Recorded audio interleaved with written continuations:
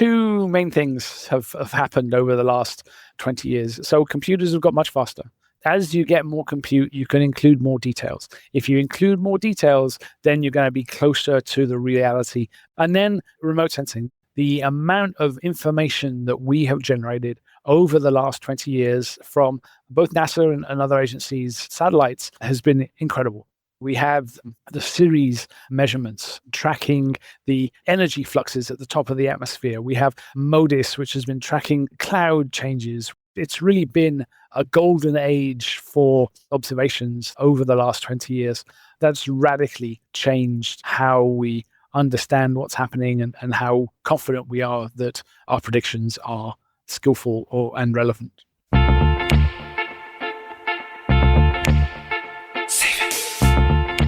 You're listening to A Climate Change. This is Matt Matern, your host. I've got Gavin Schmidt on the program. Gavin's a noted climatologist, climate modeler, director of the NASA Goddard Institute for Space Studies in New York. One of the things, he took over that post from Dr. James Hansen in around 2014, and everybody knows James Hansen, who famously warned Congress about global warming back in the 80s.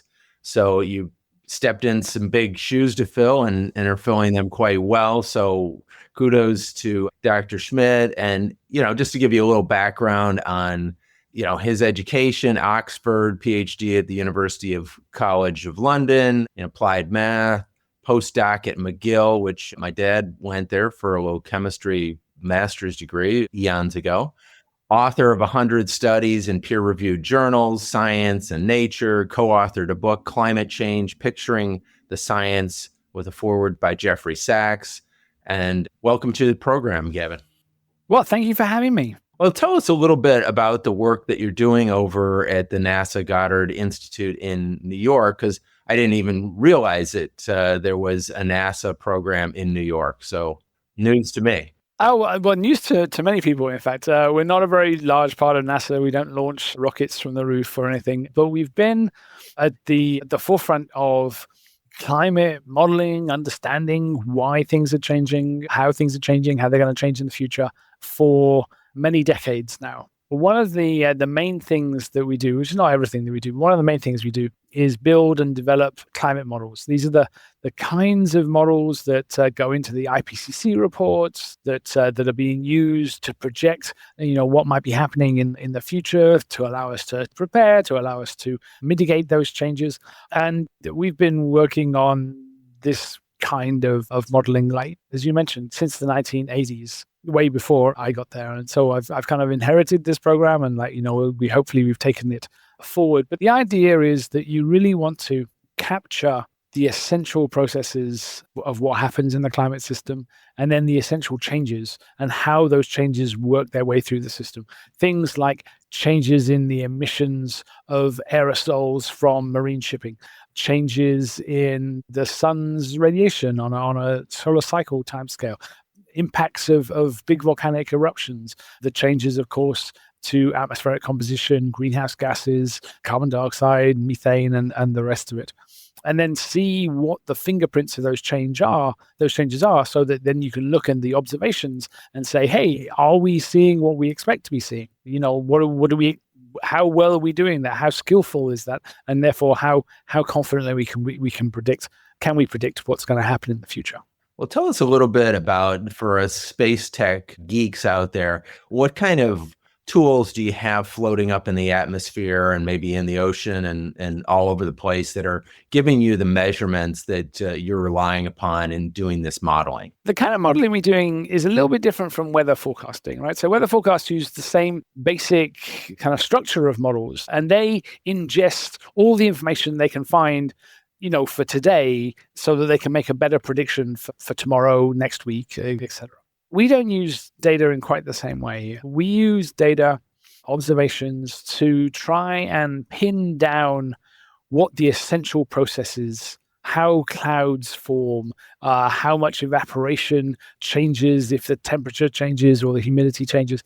We try and extract out those processes, how reflective sea ice is when it's wet or when it's dry or when there's been new snow that's fallen on top of it. And we encapsulate those things into parameterizations, formulas, code, and then we try and see how that whole system works. And then the other kinds of observations that we're comparing against are the observations of big emergent properties of the system, how the clouds change when you have an El Nino event or a La Nina event, how the trends of clouds are changing. Those are made up of many, many, many different processes all happening at once. And we're trying to see with these models whether we can capture that emergent property of the observations in the emergent properties of these models and then make a link between those things. So we use remote sense data from NASA and from other agencies. We use in situ data. We use special kind of campaigns that are very targeted on, there was a mosaic exhibition in the Arctic looking at the physics of sea ice and the oceans and the atmosphere above it. We take information from these field campaigns, from the remote sensing, from in situ observations from the buoys, and then use all of it as much as we can to both improve the model and then to evaluate the changes that we're seeing over time. And in terms of, since you started doing this to where we're at today, what kind of improvements in the science have you seen that have made you believe that it's more reliable or less reliable? No, it's more reliable, which is good, right? No, it's more reliable. Two main things have happened over the last 20 years. So computers have got much faster. That is by far the biggest thing, because as you get more compute, you can include more details. If you include more details, then you're going to be closer to the reality. That helps a lot. And then remote sensing, the amount of information that we have generated over the last 20 years from both NASA and other agencies' satellites has been incredible.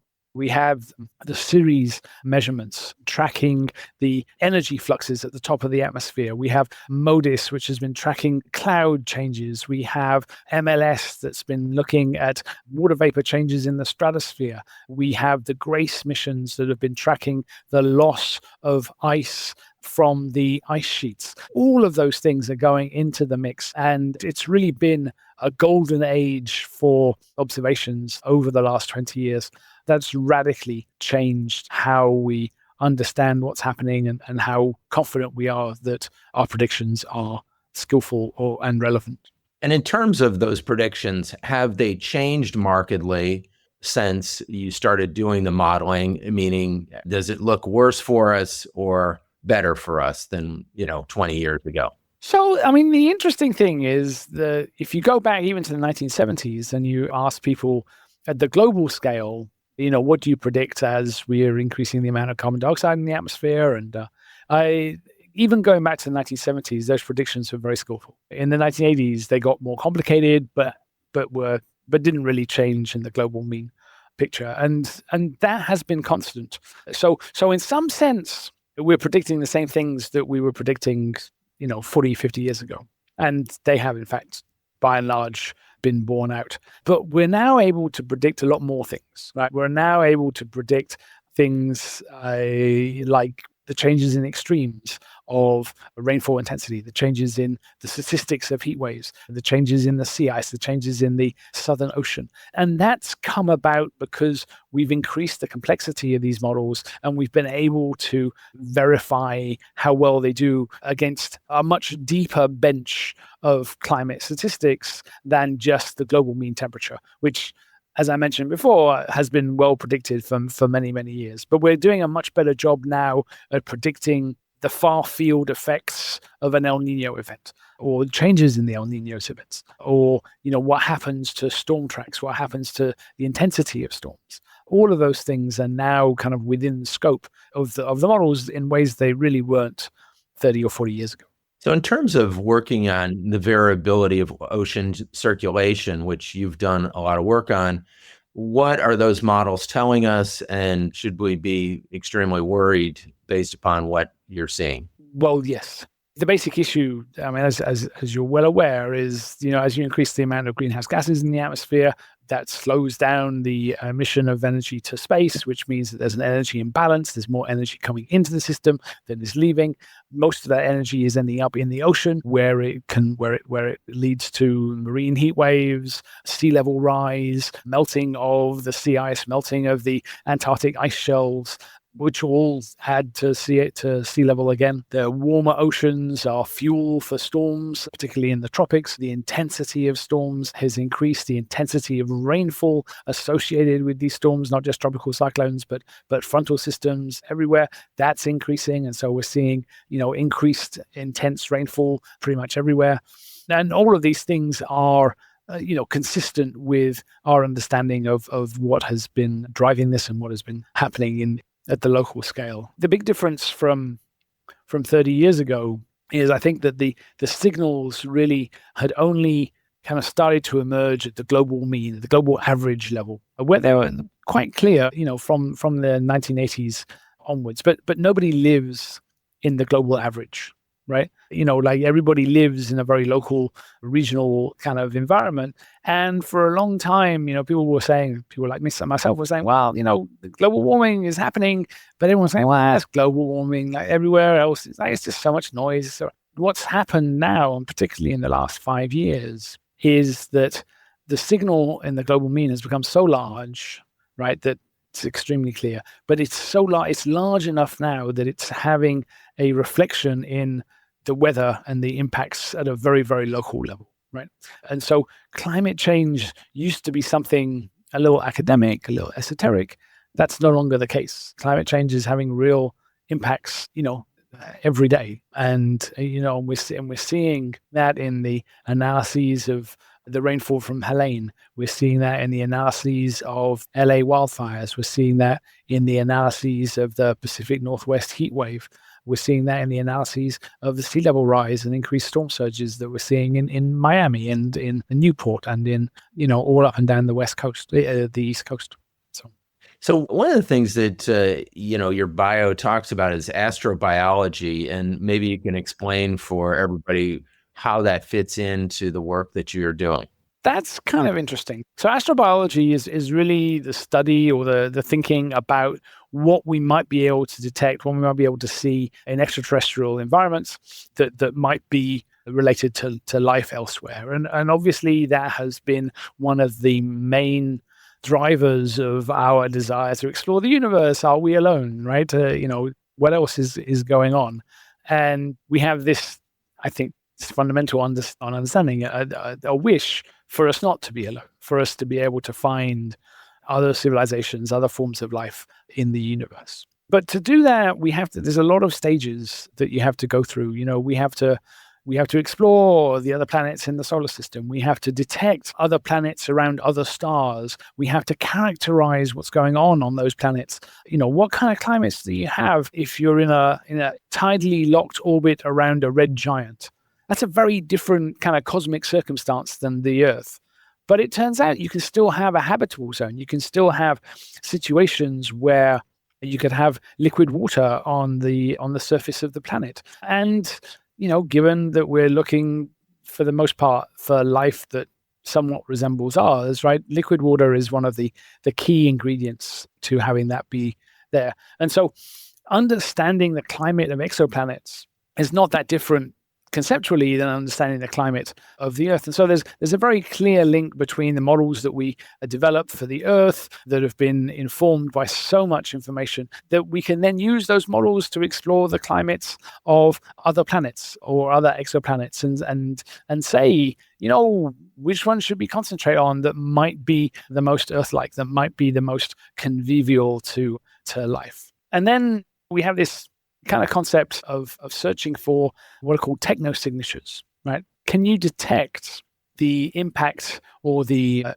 entrails or the fingerprints of other technological civilizations, right? That we might conceivably be able to communicate with? What kind of fingerprints do they leave in the kinds of things that we could observe either from space telescopes or in the sediments of Mars or conceivably even the sediments of Venus? What would we look for? And one of the things that we worked on, which is kind of using, is what are the fingerprints that we're leaving behind, right? So, we've heard about the radio wave that has emanated from Earth that would in fact be detectable from nearby solar systems.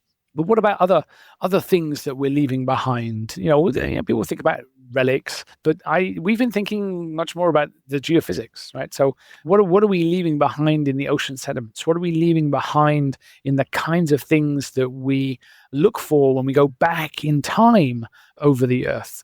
We are leaving behind a massive perturbation in the carbon cycle that's very, very clear in the isotopic signature of the carbon that we're putting out. Where we created global warming, that's going to be very clear in the ocean sediment. We're creating a layer of plastic debris that will literally cover the entire ocean floor in a thin but very clear and distinct plastic layer. We're changing the amount of minerals and metals that we're mining, and that's all ending up in the ocean as well. The amount of gold that we're putting into the ocean because of the mining of gold and then the use of gold within electronics and manufacturing has increased the amount of gold that's going into the ocean by orders of magnitude.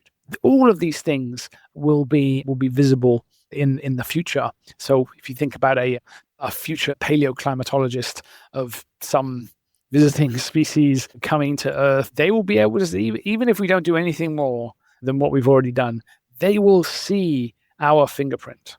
They will see our signature. And they might wonder, why the heck were they using so much plastic? Why were they emitting so much CO2? I think that they will be quite puzzled, yes. Like when they had alternate materials, they clearly had it within their reach to have cleaner energy and have a cleaner environment, yet they chose to live this. There's a very interesting kind of consequence of what you just said.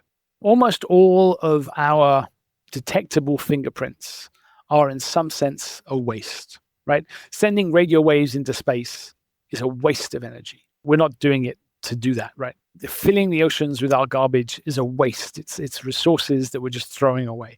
Carbon dioxide is a waste product from the burning of fossil fuels. All of the things that we can detect, they're accidental. They're signatures of our unsustainability. If we were to become a society that was much more sustainable, then our fingerprint on the environment, on the Earth, on the cosmos would become much smaller. And one of the interesting kind of solutions to the Fermi paradox. So the Fermi paradox is, if you think that the universe is very old, which it is, and if you think that there are millions upon millions of exoplanets, which there are, and then you think that, life can't be that difficult to create, right? Then the paradox is, why have we not already seen evidence of alien civilizations or alien life? If the galaxy is billions of years old, that's a very, very long time. Surely somebody would have come by, somebody would have left, but we've not detected anything. And so Enrico Fermi said, why? That seems a puzzle. What's the cause of that puzzle? And there's been a number of theorized reasons why we haven't detected anybody else. One is we are simply alone. We are unique, but nobody really likes that answer. Another one is, life pops up, civilizations pop up, but there's a great filter. There's something that prevents civilizations and life from becoming, a galaxy-wide phenomena. The difficulties of faster than light travel, so you can get away with that with robotics. Perhaps nuclear power or nuclear weapons or energy, like pollution. Maybe we just, everybody pops up and then they just kill themselves because they pollute their own environment to such a degree that they can never really sustain it. And then there's another one which philosophically I prefer, is that for civilization to be really, really long-lived, right? Not a few hundred years that we've had here, but really long, million-year civilizations, you cannot possibly have an unsustainable civilization. You have to recycle everything. And the reason why we haven't detected any of these civilizations is because they leave no trace. And so that's the kind of the sustainability solution to Fermi's paradox. And that kind of comes into, what does the Anthropocene look like, right? Because everything that we're doing in the Anthropocene is predicated on absolutely huge amounts of waste.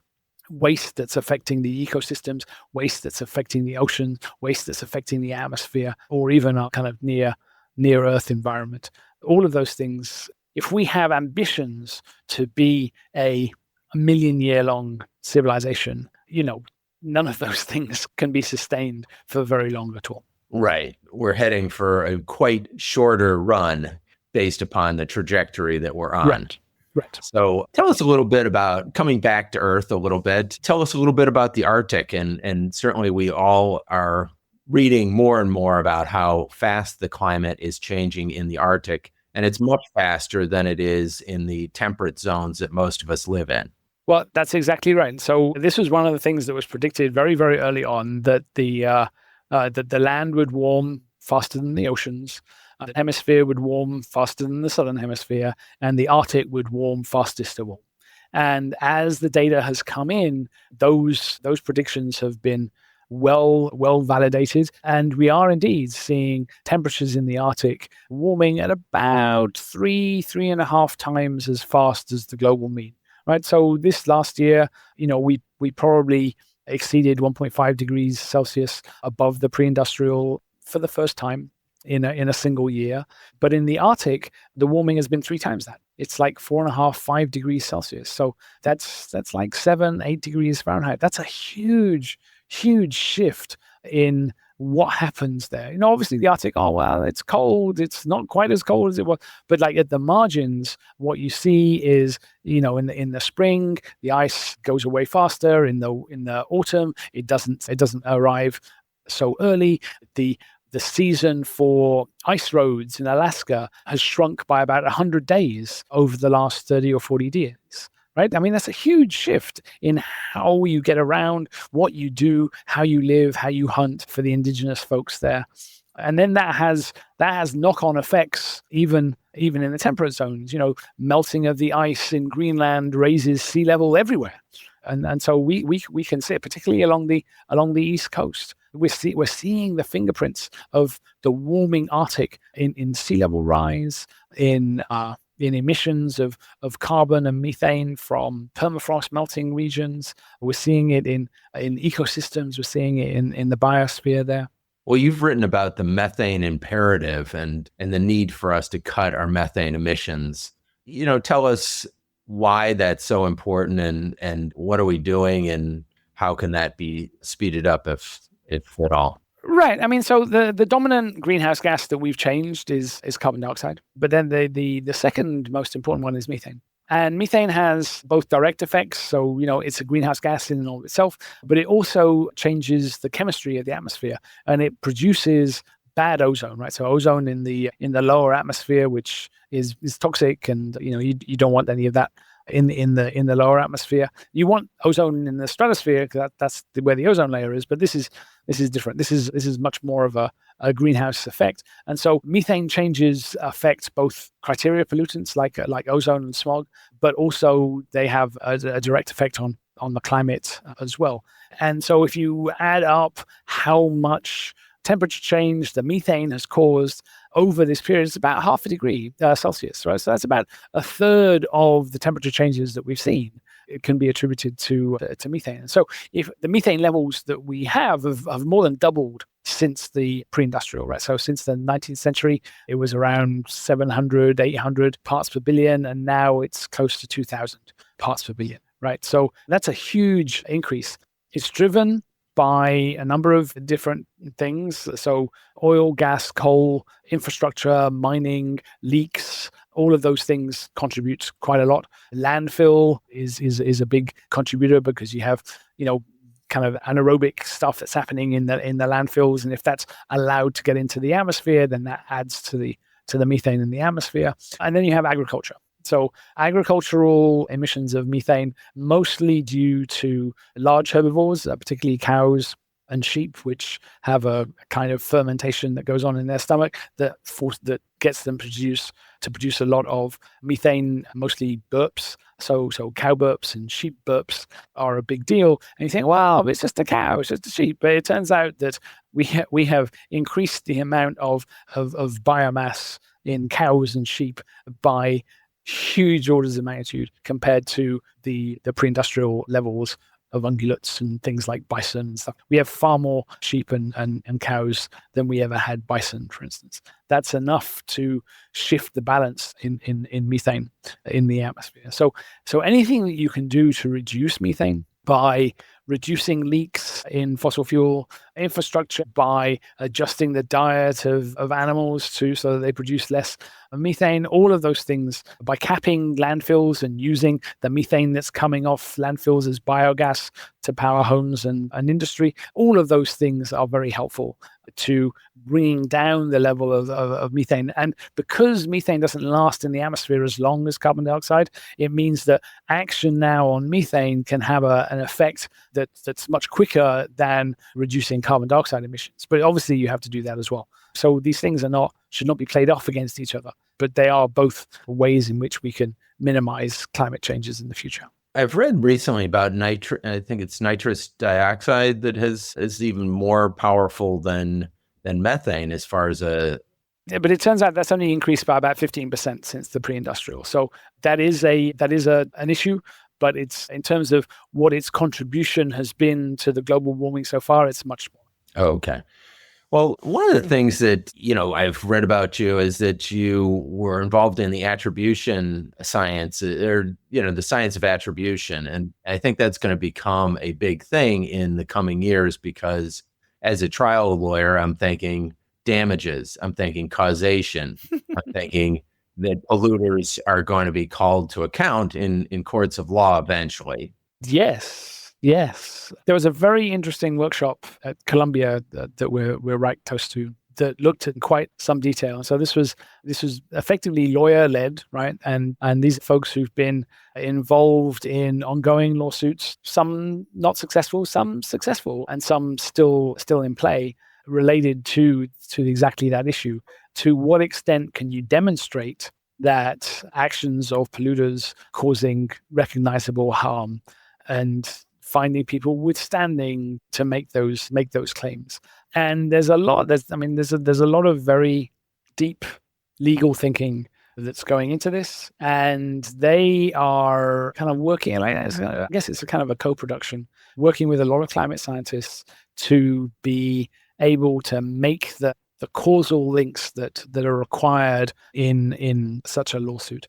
And there's been some very interesting work recently. One thing that's kind of interesting is work that is being done to attribute climate changes not to the kinds of things that we have traditionally done, which is attribute it to carbon dioxide, to aerosols, to methane, to land use change, but to companies, and particularly the scope 3 emissions of the large fossil fuel companies. And if you start to say, okay, well, how much carbon dioxide has been put into the atmosphere because of the actions of Saudi Aramco, Chevron, BP, ExxonMobil, and then you say, okay, well, that's your contribution to the carbon dioxide changes. Here are the climate damages that are associated with those things. And then here's the link here's that causal chain between your scope 3 emissions, the changes in the climate, the damages, and here's the person that's been damaged. And kind of tying all of those different steps together with as thorough science as you can do, it's getting very close to being able to say, company X, you are responsible for Y $1 trillion of damage, of which some portion of it is this person here who's suing you. You have to pay your share. And it's a very impressive development of that kind of legal edifice that I think that's not going away.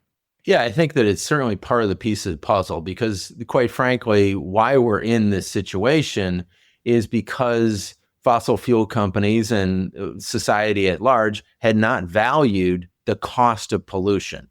And so this is essentially rectifying that by saying, hey, there was a cost to pollution. You knew what the cost was, Exxon. You studied it in the 80s. You knew that these effects were going to come. You had your own, you predicted it accurately. Your science was good. You knew the disaster was afoot, and you proceeded ahead, without any regard for the consequences. Our society has, for hundreds of years, said the person who does that is responsible for the damages. Right. So I mean, the interesting thing is that, you can still be responsible for damages even if you did it inadvertently. There are other issues, I think, with, legal efforts to hold the oil companies to account for the climate misinformation and disinformation that they put into the system over the years. But I think that's somewhat separate to the attribution of their actions to real damages, because it doesn't really matter why they did it or whether they were knowledgeable about it. They're still responsible. That is a very good point. I think I'm going to put you on the legal team.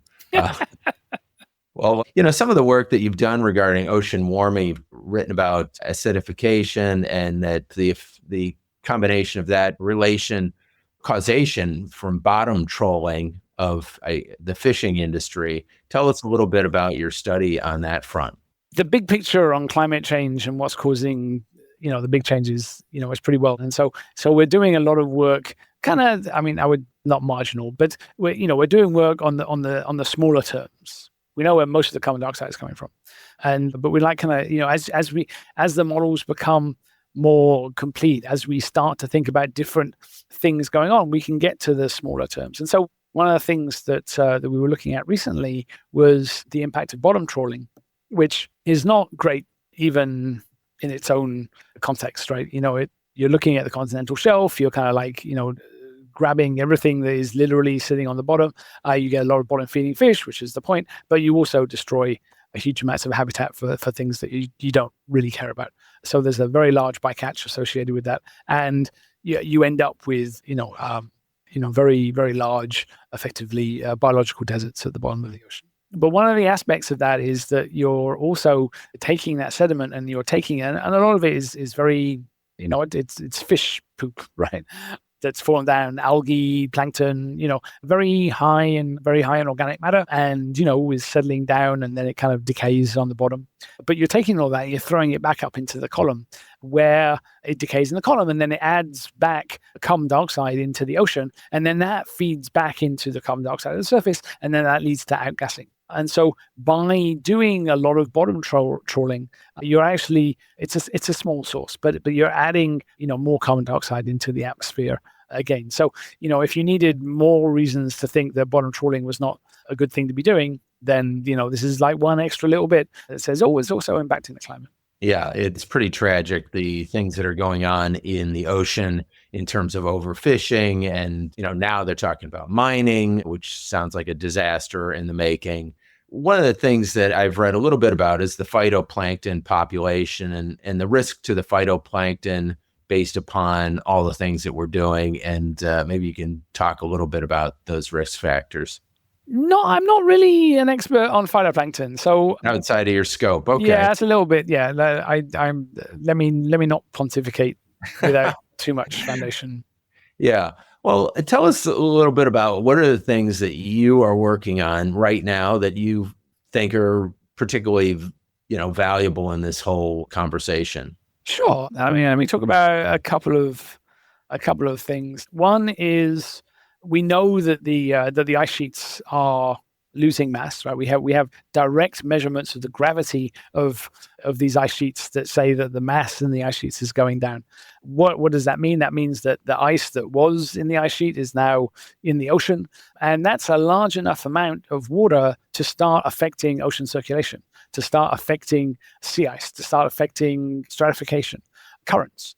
And so we're working on a project to try and upgrade everybody's estimates of those impacts so that we can capture that when we're doing, kind of our historical simulations for what has happened, and then do that better attribution. And then, for our projections into the future, so that we can include, the increases in melt from Greenland, for instance, perhaps impacting the North Atlantic. So that's like a kind of a process-based thing that we're doing. But, perhaps kind of more interesting to your listeners is we're working a lot with machine learning. And we're looking at machine learning to try and improve the climate models, to calibrate them better to the observations, because it turns out that with these models, you have a lot of parameters that you don't really know what number you should pick. You have some range, but but you don't know what number to pick, and you don't know how they interact with all the other different numbers. And that's a very, very large problem. It's a very big data problem, tens to hundreds of degrees of freedom. That's a massive phase space to be looking for. And we're using machine learning to kind of short circuit that and find the best calibrated models that we can in ways that we never would have been able to do manually, just by kind of like tweaking parameters to see what happens. So that's extremely useful. And that's allowing us, through a kind of a process of emulation of the models, to expand the number of models, the uncertainty in the models, to like quantify the uncertainty in these models, and then make better predictions going forward. Again, using emulators to explore a much broader range of scenarios than we've been able to do so far. So that's essentially AI that you're using to improve. It's not ChatGPT or any of these large language models that spend their time hallucinating. People email me, I loved your paper from 2017 on blah, blah, blah, blah. And I'm going, I never wrote that paper. It's the kind of thing that I might have done, but I didn't. And then you guys say, yes, thank you for your comment. Where did this reference come from? Oh, ChatGPT told me what about it. It's like, anyway, so you don't want to be using that for anything scientific.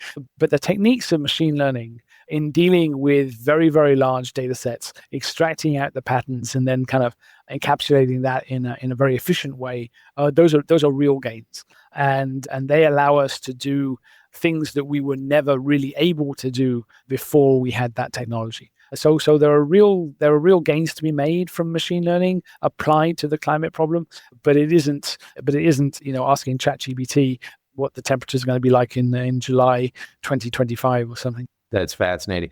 Well, I really appreciate having you on the show, and in particular, one of the things that popped out to me was your view on sustainability of looking back. If a culture looks back at us and says, hey, what would they see? And then also, if we want to be that culture that survives, we're going to have to be sustainable. And I think that's kind of a good message to put out there. Hey, if we want to have that for ourselves and our future, we have to go in that direction. Disaster is the other alternative. Really, there's two. And there's no real choice, right? We talk about sustainability, right? But we don't really talk about sustainability with a kind of cosmic time horizon. And I think we should, and going back to things that Carl Sagan or Neil deGrasse Tyson have said, we're just like one little pale blue dot, like kind of floating in the cosmos. And, our problems don't really amount to a hill of beans compared to everything else that's going on. But if we want to persist, we have to think in that very, very long-term way, because that tells us how we will persist. It isn't the way that we're carrying on now. Right. The indigenous societies, I guess, talked about 7 generations out. I don't know if we're going to make it 7 generations out, given our current thinking, but we certainly got to alter it further and further out. So we're taking a longer view of what the future looks like. And I drive a hydrogen car, and Toyota has a 100-year plan for rolling out hydrogen. And that's kind of mind-blowing in our corporate world to think 100 years out, but that's really short-term thinking. That's myopic. 100 years is myopic. Yeah, I mean, one of the advantages of working for NASA is that it's totally within scope to think about scales the size of the galaxy and time scales the length of the life of the universe, but also at the same time thinking about processes in clouds that happen on the micrometer millisecond timescale, and all of those things from microseconds to millions, billions of years, kind of like within our scope to think about, to explore, and to learn from. And I've been enormously lucky to have been in this position, and hopefully we can continue to do that. Well, thank you again for your great work at NASA and so many other things that you've done, like the blog, Real Climate. We didn't even talk about that, but everybody check that out and check out what Dr. Schmidt is doing at NASA. Certainly, we wish you well going forward with all the great work that you're doing, because it does give hope for humanity that we do have organizations like this that are doing such great thinking and great work. Thank you so much. To learn more about our work at A Climate Change and how you can help us reach our goal planting 30,000 trees in the Amazon this year, visit aclimatechange.com. Don't forget to subscribe to our podcast on Apple, Spotify, YouTube, or wherever you get your podcasts. If you like this episode, please share it with a friend. See you next time.